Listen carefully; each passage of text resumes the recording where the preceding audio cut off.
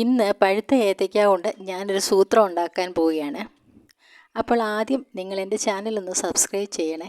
എങ്കിൽ മാത്രമേ ഞാനിടുന്ന എല്ലാ വീഡിയോകളും നിങ്ങൾക്ക് കാണാൻ പറ്റുകയുള്ളൂ. അപ്പോൾ ഇത് 1 കിലോ പഴുത്ത ഏത്തയ്ക്കയുണ്ട്. അപ്പോൾ ഇതിനെയും തൊലിയെല്ലാം കളഞ്ഞ് വൃത്തിയായിട്ട് ഇങ്ങനെ ഇതുപോലെ മുറിച്ചെടുക്കണം. കനം കുറച്ച് കീറിയെടുത്താൽ അത്രയ്ക്ക് നല്ലതാണ്. അപ്പോൾ പെട്ടെന്ന് ഉണങ്ങിക്കിട്ടും. അപ്പോൾ ഇതുപോലെ ഒത്തിരി പഴങ്ങളുള്ളപ്പം ഏത് പഴം വേണേലും നമുക്ക് ഇതുപോലെ ചെയ്യാമേ. ഒത്തിരി പഴങ്ങളുള്ളവർക്ക് ഇങ്ങനെ ചെയ്യാം. അപ്പോൾ നമുക്ക് ഇതുപോലെ ചെറുതായിട്ട് കനം കുറച്ച് അരിഞ്ഞിട്ട് അത് വെയിലത്ത് വെച്ച് ഉണങ്ങിയെടുത്ത് ഡ്രൈ ഫ്രൂട്ട്സായിട്ട് നമുക്ക് കഴിക്കാവുന്നതാണ്. അപ്പം വേസ്റ്റാക്കി കളയുന്നതിന് നല്ലത് ഇങ്ങനെയൊക്കെ ചെയ്യുന്നതല്ലേ. അപ്പോൾ ഇതുപോലെ കനം കുറച്ച് ഇതിലും കുറച്ചുകൂടെ കനം കുറച്ച് അരിഞ്ഞാൽ അത്രയ്ക്ക് നല്ലതാണ്. അപ്പോൾ ഇതുപോലെ എല്ലാം അരിഞ്ഞ് വെച്ചിട്ട് നമുക്ക് ഇത് വെയിലത്ത് വെച്ച് ഉണങ്ങിയെടുക്കണം. അപ്പോൾ ഞാൻ 1 കിലോ പഴം എടുത്തുള്ളേ.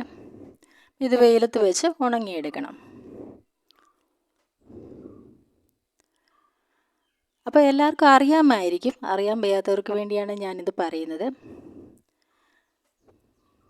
എല്ലാവരും ഒന്ന് ചെയ്ത് നോക്കണം. അപ്പോൾ ഇത് ഞാൻ വെയിലത്ത് വെച്ച് ഉണങ്ങാൻ വെച്ചിരിക്കുകയാണ്. അപ്പോൾ ഉണങ്ങട്ടെ. നല്ല വെയിലുണ്ടല്ലോ ഇപ്പം, അത് കാരണം പെട്ടെന്ന് ഉണങ്ങി കിട്ടുന്നു. അപ്പോൾ എല്ലാം ഉണങ്ങി 2 ദിവസം കൊണ്ട് ഞാനിത് ഉണങ്ങിയെടുത്തതാണ്. ഒരുപാട് ഡ്രൈ ആകല്ല കേട്ടോ.